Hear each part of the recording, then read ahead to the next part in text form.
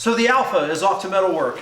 We been working on this thing the last few weekends, and today we went out. We picked up a small car hauler. My daughter helped me get this thing loaded up, which I just think is amazing. You know, getting the kids involved in this stuff is cool, and you know, it's always fun to me when I've got my passion and my thing that I'm working on, which is family, by the way.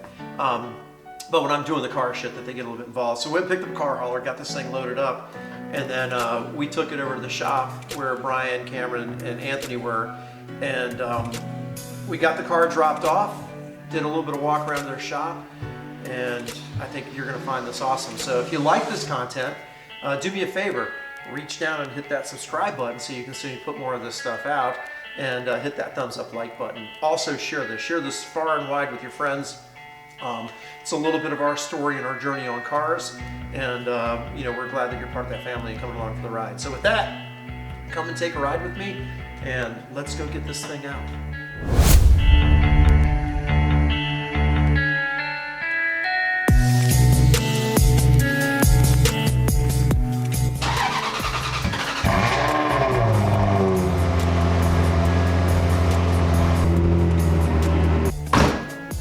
Car does not want you to drive it when it's cold, I can tell you that.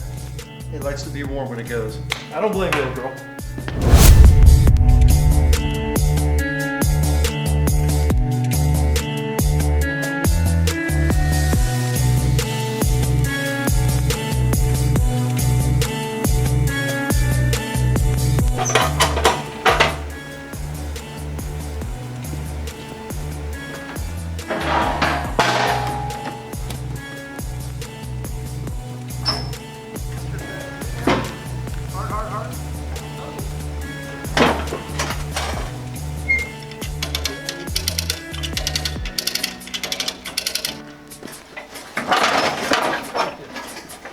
Really starting to do all that.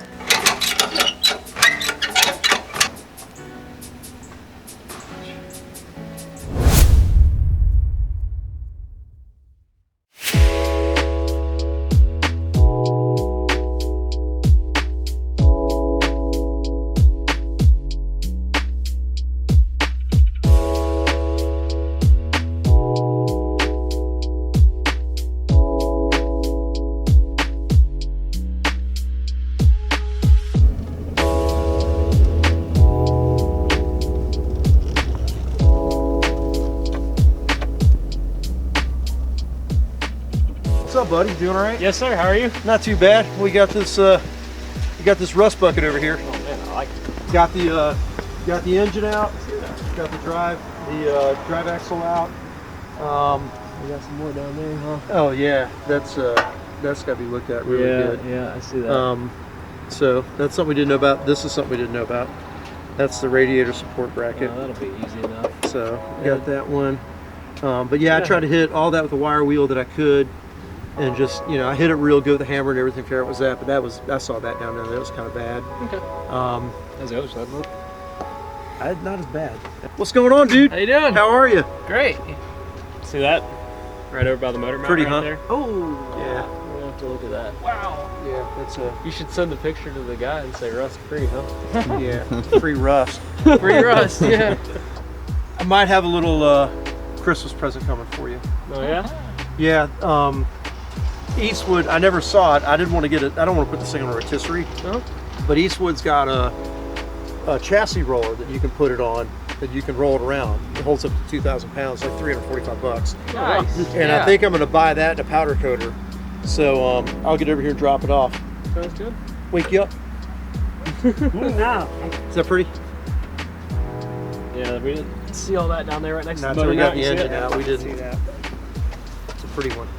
Yeah, I just want to make sure. I have to try to figure out how thick that is left. We'll probably have to end up cutting the piece on the plasma I'm cutter. thinking, yeah, I'm probably Yeah. going to reinforce that because that's the structure. That's Yep, the frame. that's definitely going to have to be reinforced. So that's going to have to be reinforced. I tried to get in here. Once I got the engine out, it had a bunch of surface rust and stuff on here. So I hit it real good with the angle grinder. I put a metal wheel on it. I had my son and I actually both, I got a video of it, I had my son and I both in here kind of going at it. I brought y'all another little present, so not that you needed it. All the tins and stuff are in here. Okay. Okay. So they're here, and then I got a piece of sheet metal that I bought Perfect. a while back that I was gonna, Perfect.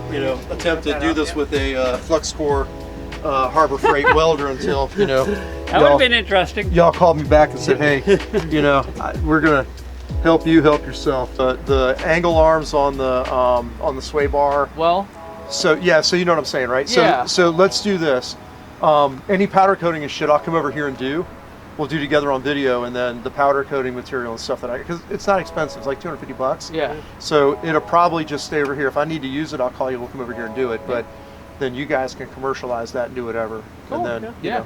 That sounds good, man. That's awesome. By the way, for the channel, just out of curiosity, no one ever asked me about the cowboy hat. Did I tell you all about the cowboy hat? No. No. I like the cowboy. So hat, if you get a chance, it's part of the personality. I'm not an Anthony Robbins kind of guy. You know who Anthony Robbins is? He's one of those rah-rah sales guys, whatever. But I went to a Anthony Robbins seminar one time, and the only thing I took away was he said, create a unique identity and live it. And what I took out of that was, you build integrity into your character, and that's who you become. His thing was more of, no, really be a character, and then let people, kind of delve into your personality of what that character is for that situation. So this is my car persona, right? I have my work persona, I have my kid, dad persona. This is my car persona. So later on, when you get bored, you got to watch my video first. So don't put that video, prioritize it, right? Okay. So no, you better watch this one so you don't fall asleep. Go on YouTube and do a Google search for lesbian cowboy commercial. lesbian Yes. cowboy commercial. And after you watch that, then you'll see why I'm always wearing a cowboy hat when we're doing the Okay. car stuff. So there's a rhyme and a reason behind it.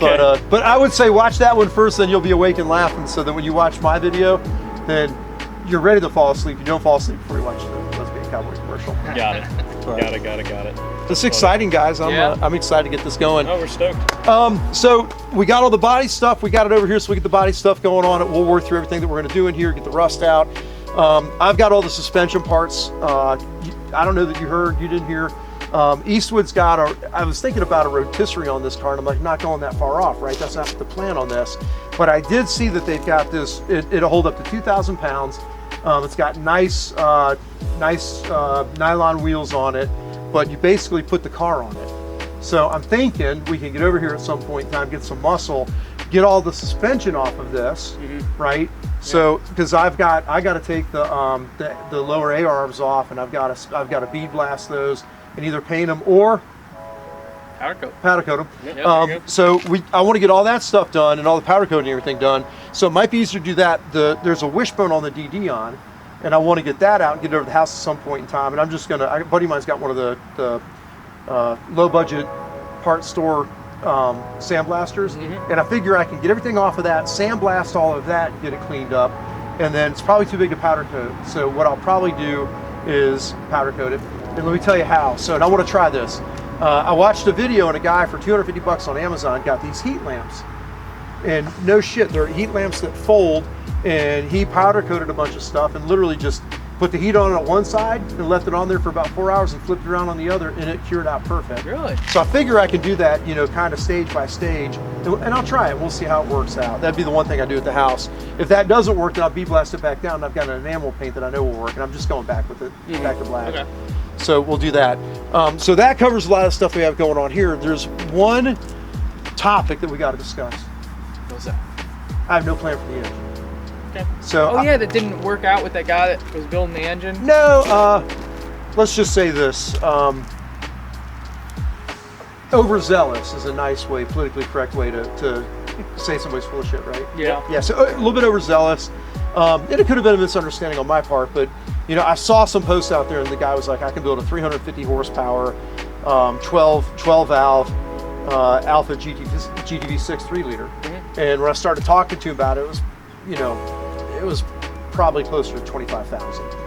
And I mean, we're dealing with here, Yeah, right? exactly. I mean, $25,000 in this car is just, it's Pissing away money at that. yeah. I mean, it's even worse than pissing away money. So I think I've got a guy to help me take the engine out of this, and he'll probably come out here at some point. You guys get a chance to meet him. Mike Ritchie, super good guy. He's got a fully restored GTV6, and Mike and I were talking. He's trying to sell it to me, and of course, the plans we have on this car. So would have come over here, and we would have raped the Virgin. I hate to say it, but we would have, because the car is perfect.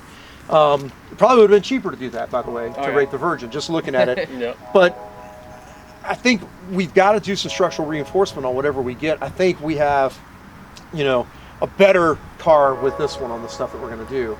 So he's got all the parts to make a 12 valve, including, I know it's almost like me talking JDM, I don't get it, but it's got S-cams. So the heads are completely done and they've got S-cams in and the heads are ready to go. You just bolt them on.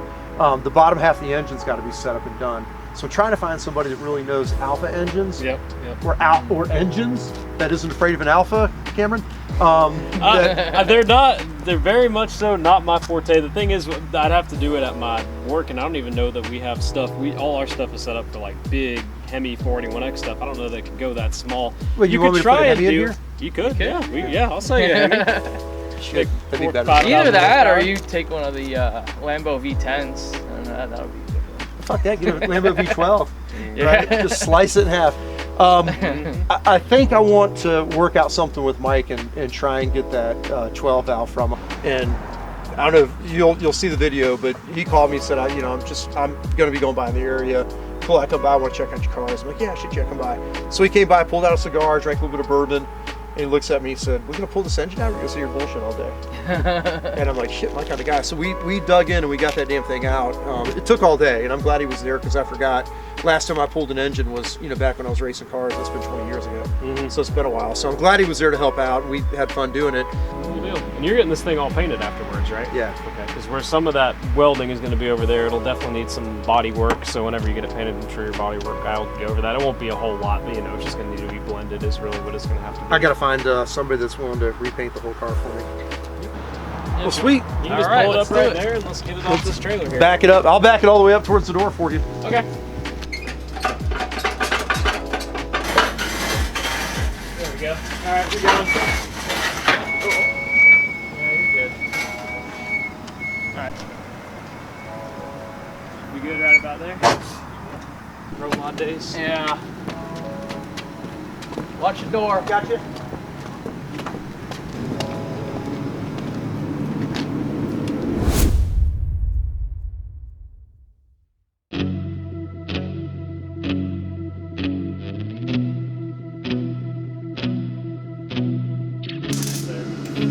This thing is like a crazy step valve. Is this what we normally do? Nah. You had the V10 on the chassis because I came over and had the transaxle. No, I'm pumping. Okay, holding.